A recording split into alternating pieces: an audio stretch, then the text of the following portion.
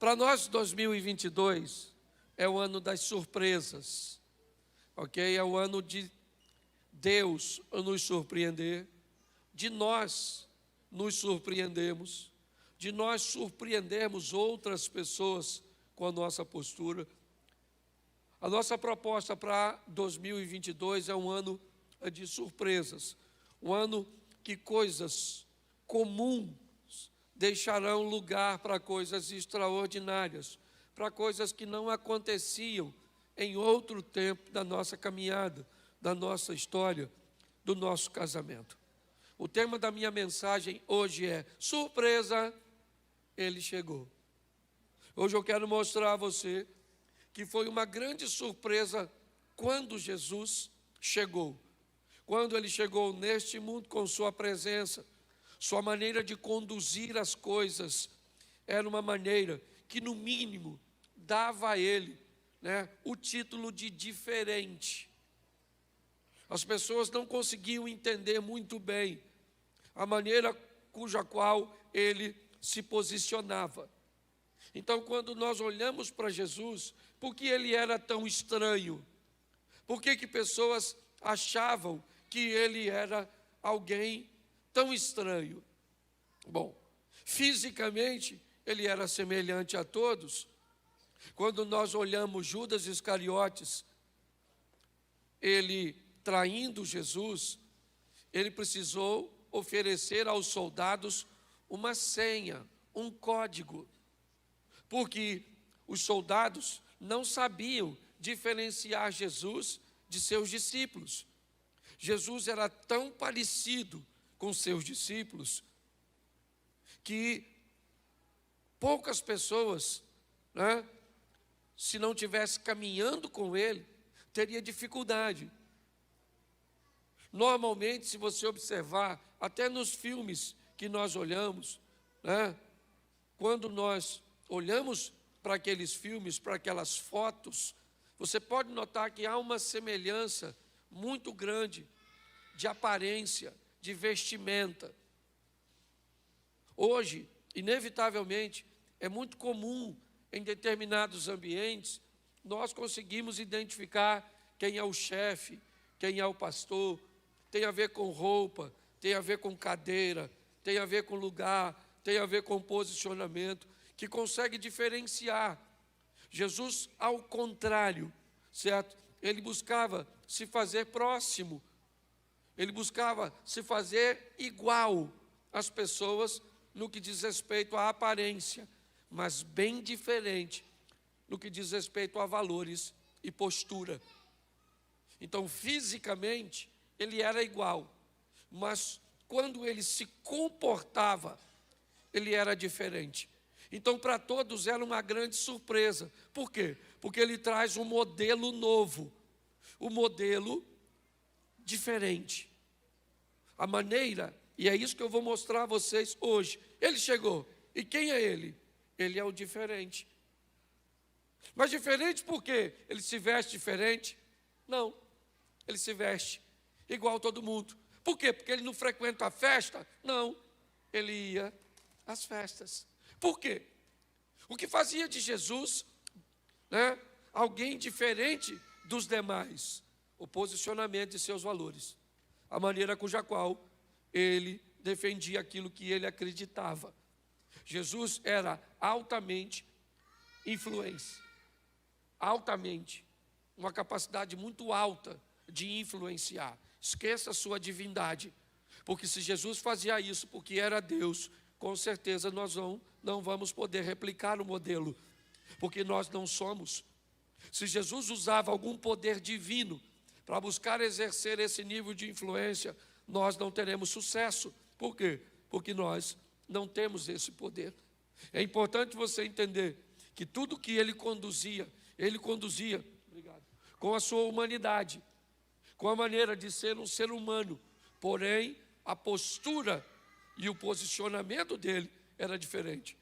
Tá? Eu vou pedir só aí para ter cuidado com a criança se fizer barulho, tá bom? Tem o berçário ali, dá um pulinho lá, tá bom? Então, olhe para mim, João capítulo 7, verso de número 46, é o primeiro texto que eu quero colocar. Eu quero colocar a princípio 3 textos com vocês. João 7,46. Responderam os servidores: nunca, repita comigo, nunca. Nunca homem algum falou assim como este homem. Preste atenção, porque aqui nós vamos notar o primeiro ambiente que eu quero citar para vocês sobre a diferença de Jesus. Quem são os servidores aqui? Me parece que alguns soldados ou alguns homens preparados e enviados pelos escribas para pegar Jesus, prendê-lo, capturá-lo e levar à presença deles, me parece que a princípio para um simples interrogatório. Aí os servidores vão para lá onde Jesus está ensinando, está pregando, com o propósito de prender Jesus. Quando eles chegam, provavelmente tem bastante gente e eles não vão se arriscar prender Jesus naquele ambiente onde ele está rodeado de pessoas que querem ouvi-lo. Vai gerar confusão. Então, inevitavelmente, eles param para escutar o que Jesus está dizendo, para depois que escutar Jesus falar, ele diz: espera ele falar, quando essa multidão for embora, a gente vai lá e prende o homem e leva. Só que quando eles começam a ouvir Jesus, ele descobre que ele é bem diferente de todos os homens que eles já ouviram. A maneira que ele fala é altamente, né, ou com muita autoridade, mas ao mesmo tempo ele consegue ter amor quando fala. Ele confronta a verdade, estabelecendo os princípios, e os homens estão escutando Jesus falar, para depois prendê-lo. Quando Jesus termina de falar, eles desistem de prendê-lo. E falou: não vai rolar, não vai dar para prender esse cara. E aí ele volta para dar notícia para aquela turma. E ele diz assim: nunca.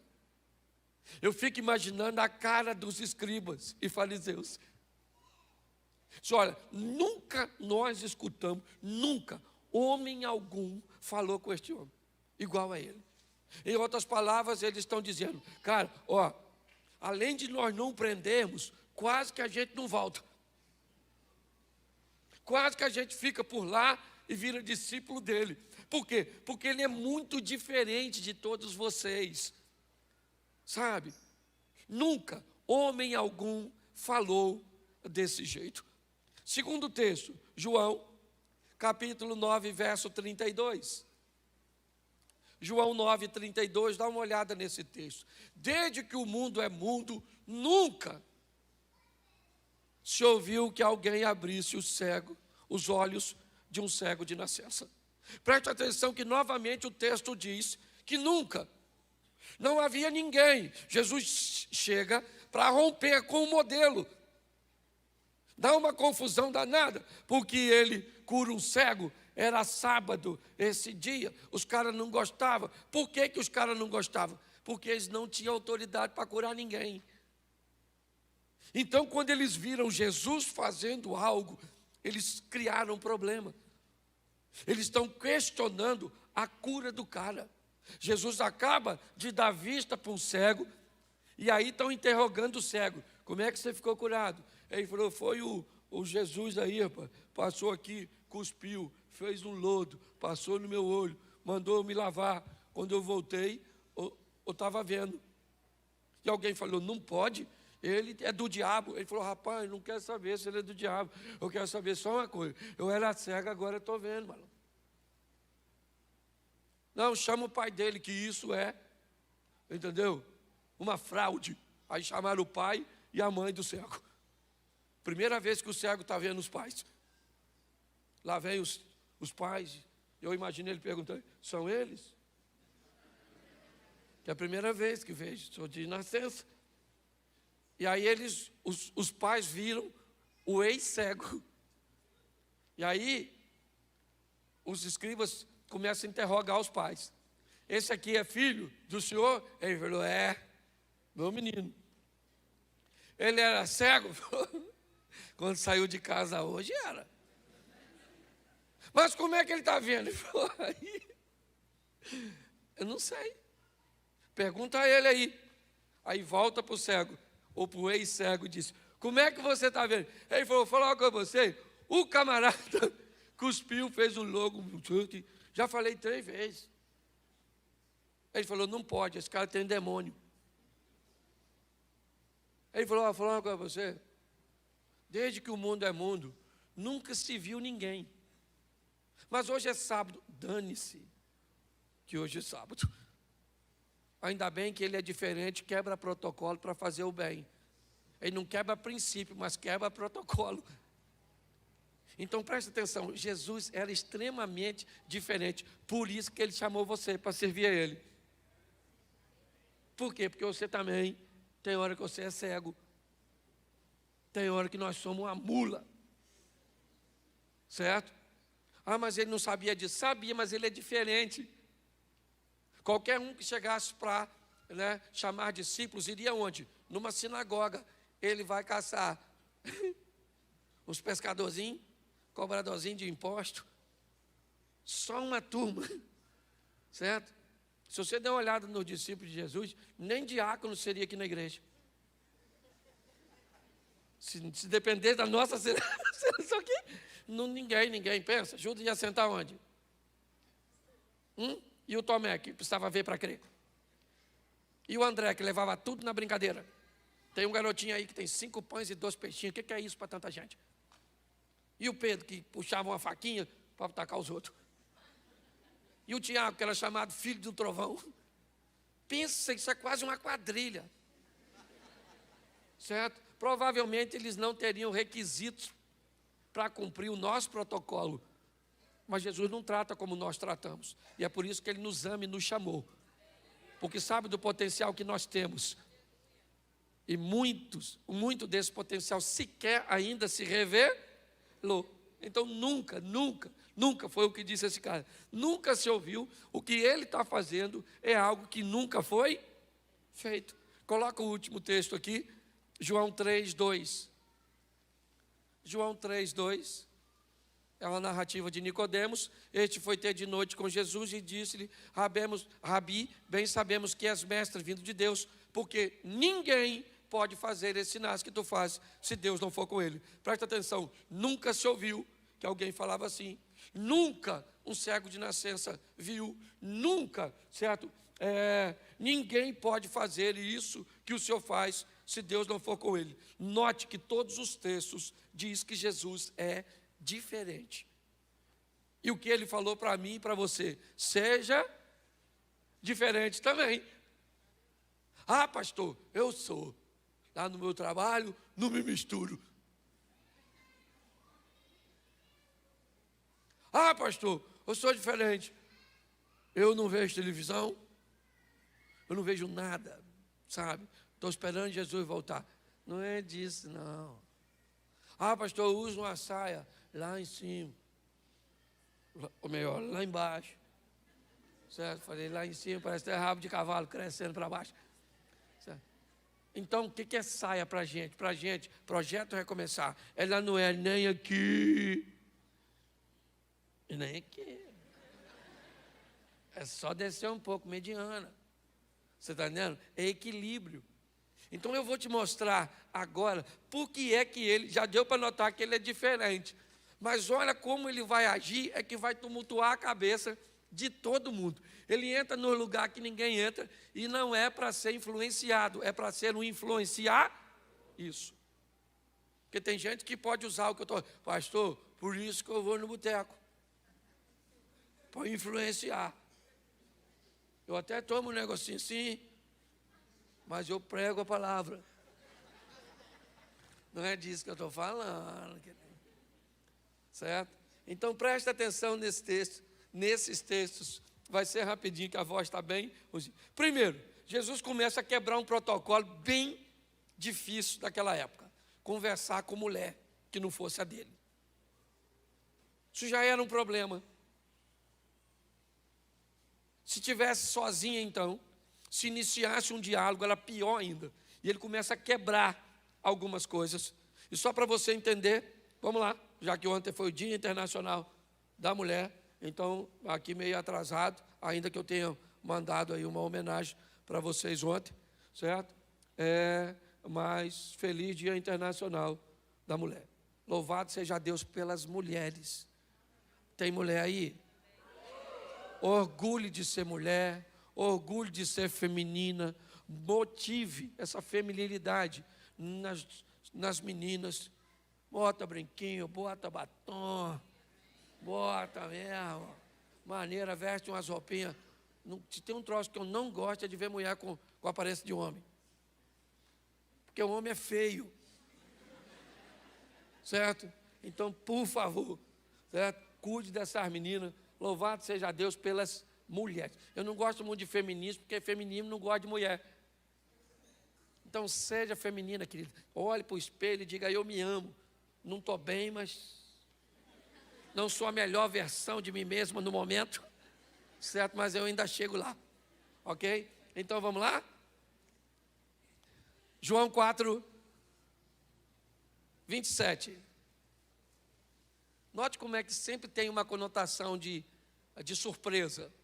Disso vieram seus discípulos e maravilharam-se, ou seja, ficaram surpresos de que ele estivesse falando com uma mulher. Todavia, nenhum deles lhe perguntou, né, ou lhe disse, né, que perguntas, ou por que fala com ela. Preste atenção, porque Jesus, ele vai ter um encontro com uma mulher sozinho.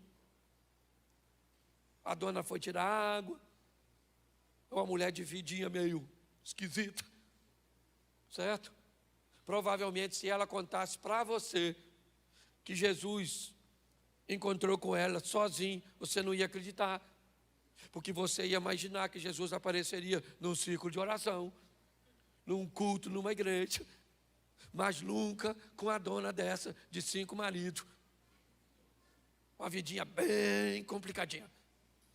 Certo? Ela está perto do poço e Jesus vai encontrar com ela. Por quê? Porque ele está quebrando. Ele é diferente. Todo mundo via numa mulher, não fala não, só pensa. Se eu falasse para você aqui agora, tem uma dona em pé aqui, já casou 5 vezes, está caçando outro. E ainda está com o marido de outro aqui. O que você diria que ela é? Não fala não, só pensa. Uma mulher que teve 5 maridos, já está no 6º. Pelo amor de Deus, dona. Vai tomar uns remédios para baixar esse fogo. Certo? Só que quando eu olho, Jesus marca um encontro com ela que ela nem sabe. Enquanto todo mundo está olhando aquela mulher por um prisma, por uma ótica, Jesus olha e diz assim, vou fazer dessa dona uma evangelista.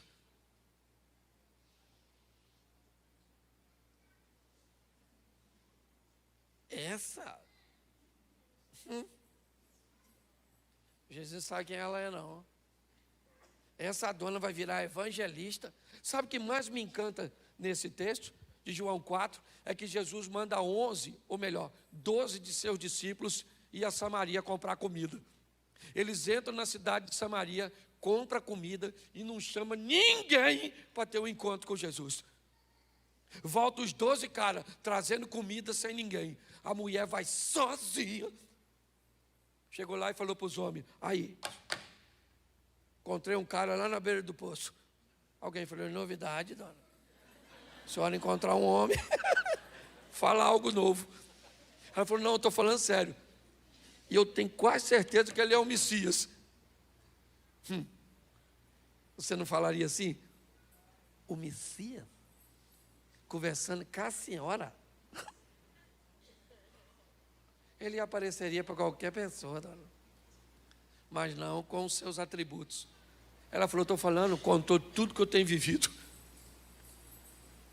E os discípulos que vão à cidade voltam sem ninguém, e a mulher que vai sozinha leva um montão de gente. Pare para pensar. Ao quebrar os paradigmas, a romper de uma forma diferente, Jesus é capaz de transformar alguém que ninguém dava nada por ele em um potencial extraordinário para a expansão do seu reino. Deus não escolheu você e a mim por acaso. A minha vida era tão ruim que essa moça estava me namorando. E era meu tio que me criava. Meu tio falou para ela aqui, larga esse menino que isso não tem futuro, isso não vai a lugar nenhum. Isso não é nada, e provavelmente daqui uns anos não vai ser coisa nenhuma. Olha que palavra profética extraordinária, do homem que me amava, que era meu tio.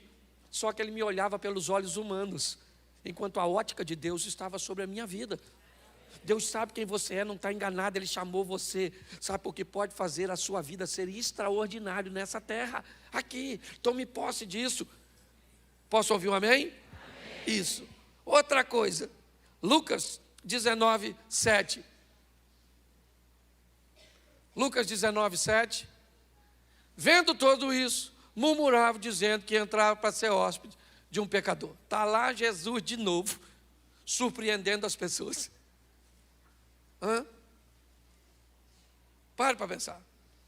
Vamos imaginar o Papa, uma autoridade. Eu vou usar ele porque é uma grande autoridade religiosa. Vamos imaginar que ele viesse a Xerém. Onde você acha que ele iria? Provavelmente na paróquia. Sim ou não? Sim ou não? Ali para dentro, eu não sei se tem ainda, mas tinha a Casa da Luz Vermelha. Isso. O moço que algumas pessoas chamavam de sogro. Você acha que ele iria lá? Sim ou não? Sim ou não? Sim ou não? Claro que não. É a imagem dele. Pare para pensar. É a nossa imagem. Não estou falando mal. Estou usando ele porque é uma autoridade. É só isso. Eu estou dizendo o programa cujo qual nossa mente está estabelecida. Quando Jesus chega em Jericó, passando por Jericó, ele vai à casa de um cara que ninguém iria. Ele entra na casa do Zaqueu para comer com ele, para sentar com ele. Mas as pessoas não gostam disso. Por quê? Porque ele comia com pecadores. Ele conversava com mulheres. Ele conseguia enxergar nas pessoas coisas que as outras pessoas não conseguiam. Então ele estava sempre agindo de forma diferente. Quando Jesus termina o encontro com a mulher samaritana no poço, ela está diferente e ele está o mesmo. Quando Jesus sai da casa de Zaqueu, Jesus continua o mesmo e Zaqueu está diferente. Preste atenção. As pessoas ficam surpresas com o que ele está fazendo, mas o que ele está oferecendo é um modelo para mim e para você. É isso que aconteceu. Nossa, todos murmuravam e ficavam dizendo do lado de fora: olha, o seu mestre come com o pecador, já já ele vai estar pecando. E no final da reunião, Zaqueu se levanta e faz uma confissão. E Jesus disse: hoje veio a salvação a essa casa, porque também este é um filho de Abraão. Então dá licença agora que eu estou indo embora, mas cumpri o meu propósito aqui. Ele era diferente e surpreendia-se, ou todos se surpreendiam com ele. João 8, 9. João 8, 9. Isso. Quando ouviram isso, saíram um a um, a começar pelos mais velhos até os últimos. Ficaram só Jesus e a mulher que estava no meio. Preste atenção. Essa é a mulher adúltera de João 8.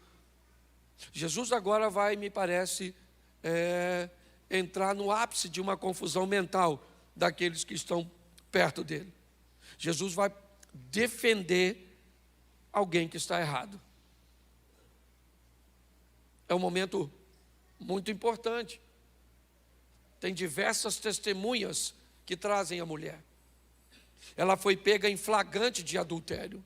Não é falso testemunho. Ela estava adulterando. Todo mundo sabia que ela estava adulterando. Não havia uma informação equivocada. Mas agora Jesus vai quebrar. Ele vai defender alguém, mesmo sabendo que esse alguém está errado. Esse é um campo bem minado para Jesus. Tão minado que uma decisão dele equivocada pode fazer com que ele seja apedrejado também, contrariando uma lei de Moisés. Quando eles observam que Jesus o que Jesus está fazendo, eles ficam confusos. Mas o desfecho dessa história é muito interessante. Porque você pode dizer para mim, pastor, Jesus está defendendo uma mulher que estava errada? Não. Ele não está defendendo uma mulher que está errada. Ele está defendendo uma mulher que cometeu um erro e está sendo julgada e condenada por pessoas que também erram. É isso. O que ele teve foi a coragem de dizer para todo mundo o seguinte: vocês não têm moral para julgar essa mulher e dar uma pedrada nela. O único aqui nesse ambiente que poderia apedrejá-la sou eu, e eu não vou apedrejá-la. Acabou.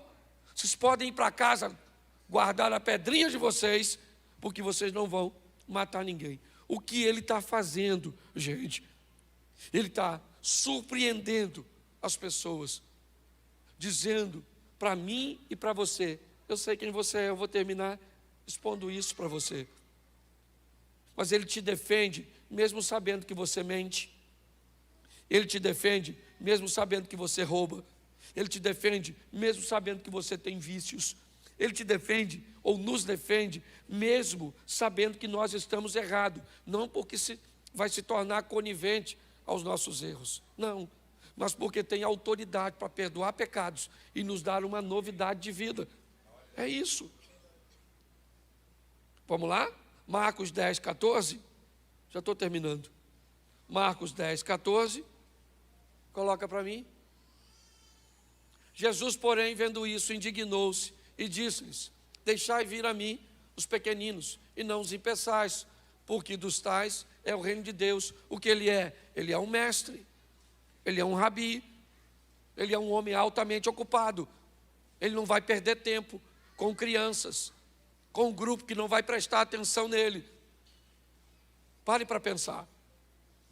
Esse era o modelo do rabino. Ele não aceitava nem mulheres sentadas aos pés deles, quanto mais criança, barulhenta, não prestando atenção.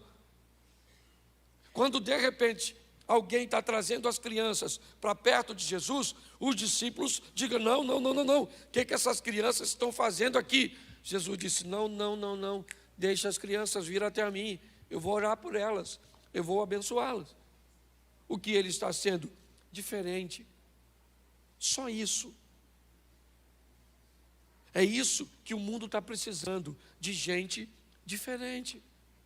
Sabe qual é o grande problema do Evangelho? A modernização do Evangelho está tornando todo mundo igual. Esse é o grande problema. Vamos falar um palavrão agora, mesmo sendo crente. Por quê? Porque o palavrão é só para ativar, é só para fazer alguma coisa, para extravasar. Vamos nos vestir como todo mundo está se vestindo. Eu digo, de maneira onde não há decência, onde não há ordem. Eu não estou dizendo para viver de uma forma retrógrada, ultrapassada ou fora da moda. Não é isso que eu estou dizendo. Mas hoje está difícil demais, dependendo do ambiente que você vá. Você vê pessoas dizendo que são crentes. Eu até entendo, porque para mim, crente é a primeira fase do processo. Preste atenção, o diabo é crente, sim ou não? Mas ele não é cristão. Certo? Crente é aquele que conhece, entende, respeita e crê. Cristão é aquele que copia Cristo, que segue, que obedece a Cristo. Ser crente é apenas uma primeira fase do processo. Essa é a grande verdade. Eu, quando eu olho a minha caminhada cristã, eu estou aí com 30 anos, 31 anos, no Evangelho. E eu levei, acredito, que quase 15 para transicionar de crente para cristão. Eu conheço muita gente que ainda não transicionou. É o que o Eduardo estava falando aqui na palavra da oferta. As pessoas fazem as coisas, mas não sabem cuja motivação estão fazendo. Quando nós olhamos para esse posicionamento, o que nós estamos vendo é que Jesus está sendo diferente, né? De uma forma muito sutil, é verdade, mas é diferente. Por quê? Porque defende pessoas que estão sendo acusadas por gente que também erram, porque recebe gente que ninguém receberia, porque conversa com pessoas que ninguém conversaria, porque come com pecadores e se mantém íntegro. É isso. É esse tipo de cristãos que nós estamos precisando. Preste atenção nesse texto. Marcos 10, verso 24. Marcos 10, 24. Isso. E os discípulos se admiraram dessas suas palavras, mas Jesus, tornando a falar, disse: filhos, quão difícil é para os que confiam nas riquezas entrar no reino de Deus. Os discípulos agora ficam apavorados. Jesus acaba de dizer para um milionário, um cara cheio da grana, um garoto, um rapaz. Jesus disse: olha, vai, pega tudo que tu tens, dá aos pobres, dá para os pobres tudo que tu tem. Depois você vai ter um tesouro no céu, e aí você vem e me segue. Eles disseram: não, não é isso. Você tem que falar para ele que ele tem que se converter, pegar o dinheiro dele, ser dizimista, ser ofertante. O senhor está rompendo o modelo. Ele disse: não, ele está preso no dinheiro. Eu quero mostrar para ele e para todos que o meu modelo é diferente. Então ele pega tudo que tem, e se ele acha que eu estou mandando ele me seguir, porque eu estou de olho nos bens materiais, manda ele pegar todos os bens e dá para pobre. E quando ele não tiver nada, ele vem para mim, para que ele descubra que eu quero ele, não os bens dele. Porque a grande verdade é o seguinte, irmão: basta Jesus ter você, que ele tem tudo que você tem. E essa é a grande verdade. Ele quebra isso porque ele é o líder. Ele precisa de dinheiro para seu ministério? Sim, ele precisa. Ele precisa de uma estrutura para fazer. Mas, quando ele diz isso, ele quebra, sabe, um modelo, dizendo: pega, e presta atenção que ele não está mandando o cara vender nada. Eu acabei de falar para você, esse texto do jovem rico, certo? Ele também está lá em Lucas 18. No 19, Jesus entra na casa do Zaqueu, que é rico. No capítulo 18, ele fala de um jovem rico, certo? E diz que é muito difícil um rico entrar no reino dos céus. Mas no 19, ele entra na casa de um rico e diz: hoje veio salvação a esta, porque o problema não é o dinheiro, é o coração. O coração do garoto está no dinheiro, o coração do homem, porque a diferença para ter dinheiro é só uma: é maturidade, meninice. Crianças pensam que o dinheiro é tudo. Homens maduros já sabem que não é. O dinheiro, querido, é um excelente escravo, mas é um péssimo senhor. E é assim que funciona. Jesus está quebrando quando ele diz para o camarada: lembra de Geazi? Quando Naamã quer dar uma oferta e Eliseu não recebe, Geazi fala: rapaz, você é doido? Esse novo convertido, cheio da grana, vamos depenar ele. Hoje a gente vive debaixo, infelizmente, de uma mentalidade assim. Se o camarada tem dinheiro, é rico, ele é poderoso, ele tem. Jesus disse: olha, vende tudo que tu tem, dá para os pobres, você vai ter um tesouro no céu. Depois, quando você estiver duro, aí pode vir que eu quero você e não seu dinheiro. Ele não entendeu a mensagem, virou as costas e foi embora. Mas não era uma mensagem que seria dito por um fariseu. Não era. O próprio Judas, quando viu a mulher derramar um unguento nos pés de Jesus, disse: isso poderia ser vendido. Jesus falou: você não está entendendo. Os pobres vocês sempre vão ter convosco. Fica quieto, camarada. Deixa a dona cumprir. É essa diferença, sabe? Que nós precisamos muito mais do que olhar em Jesus, é ter no ambiente cujo qual nós frequentamos. Mas eu queria que você entendesse uma coisa: Marcos, capítulo 4, verso 41. Marcos 4, 41. E sentiram um grande temor. Novamente eles estão surpresos. E eles dizem uns aos outros: mas quem é este que até o vento e o mar lhe obedecem? Eles estão andando com Jesus. Estão vendo Jesus conversar com gente que ninguém conversava. Eles estão andando com Jesus. Estão vendo Jesus parar para lidar com situações de maneira cuja qual eles sabiam que nenhum dos líderes daquela época. Ele entra em casa que ninguém entra. Ele conversa com ninguém, com pessoas que ninguém conversaria. Ele defende pessoas que estão erradas. Ele conversa e recebe crianças. Ele diz para os ricos: não preciso do seu dinheiro. E agora, ele diz para vento e o mar: fica quieto, acalma-te.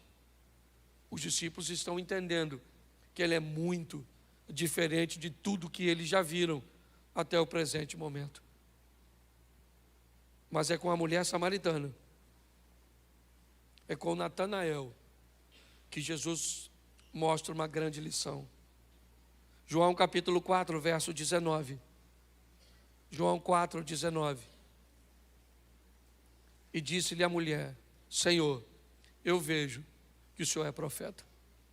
Coloca para mim João 1, 47. João 1, 47.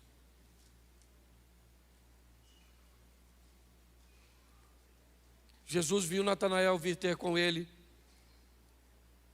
e disse dele: eis aqui um verdadeiro israelita, em quem não há dolo. Bota o verso 48 para...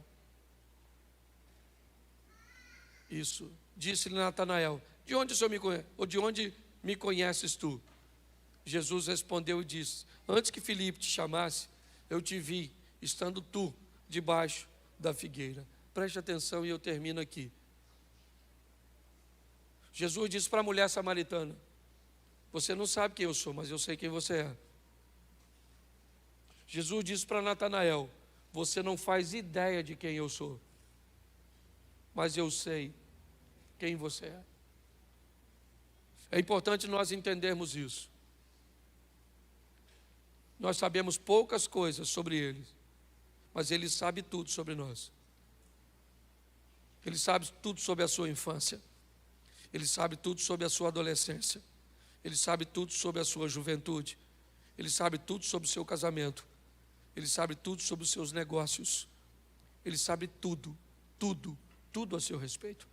Essa é a grande verdade. Porém, ele é diferente. Talvez qualquer pessoa que soubesse tudo sobre nós usaria um pouco desse tudo para nos constranger, para nos pressionar. Mas ele não. A proposta dele é dizer: eu sei quem você é. Eu sei que você está errado, mas eu vou te defender. Eu sei que ninguém gostaria de comer com você, mas eu gostaria.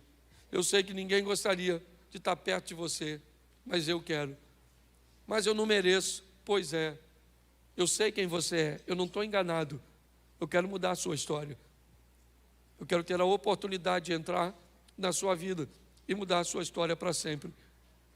A grande questão é: as pessoas precisam se surpreender quando você sair da igreja com Jesus.